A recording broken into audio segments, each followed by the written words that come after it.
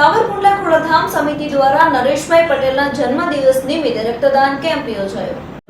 સાવરકુંડલાના ખોડલધામ સમિતિ દ્વારા ખોડલધામના ચેરમેન શ્રી નરેશભાઈ પટેલના જન્મદિવસની સેવાભાવી ઉજવણીના ભાગરૂપે ભવ્ય રક્તદાન કેમ્પનું આયોજન સફળ કરવામાં આવ્યું હતું।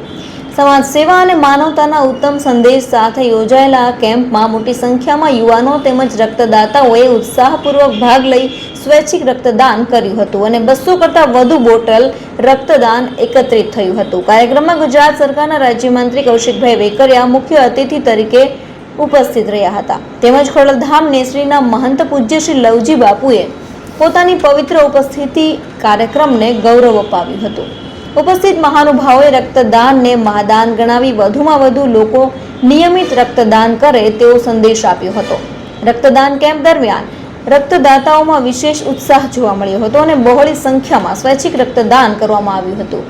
એકત્રિત થયેલું રક્ત જરૂરિયાતમંદ દર્દીઓ માટે જીવનદાયી સાબિત થશે તેવી લાગણી સાથે રક્તદાતાઓએ સમાજ પ્રત્યેની પોતાની જવાબદારી નિભાવી હતી।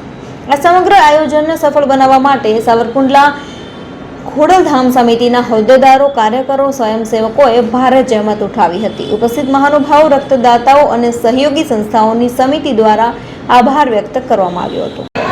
સાવરકુંડલા ખોડલધામ સમિતિ દ્વારા આજે સાવરકુંડલા ખાતે નરેશભાઈ પટેલના જન્મદિવસ નિમિત્તે બ્લડ કેમ્પનું આયોજન કરવામાં આવ્યું છે અને ગામડેથી અને શહેરમાંથી ખૂબ મોટી સંખ્યામાં પટેલ સમાજની સાથે અન્ય સમાજના લોકોએ પણ નરેશભાઈના જન્મદિવસ નિમિત્તે આ બ્લડ ડોનેશન કેમ્પના સહકાર આપ્યો છે અને 200 ઉપર બોટલો જે ભેગી કરવાનું અમારું આયોજન છે એમાં 100 ઉપર બોટલો બ્લડ ડોનેટ થઈ ચૂકી છે અને અવિરત પ્રવાહ શરૂ છે અને આ જે બ્લડ ડોનેશન થાય છે એનાથી બધા જ સમાજ આમાંથી પ્રેરણા રહી અને આવા નવા આયોજન અમે દર વર્ષે નરેશભાઈના જન્મદિવસ નિમિત્તે સાવરકુંડલા ખોડલધામ કરી રહ્યું છે એટલે સમગ્ર ખોડલધામ સમિતિ સાવરકુંડલાને પણ હું અભિનંદન આપું છું।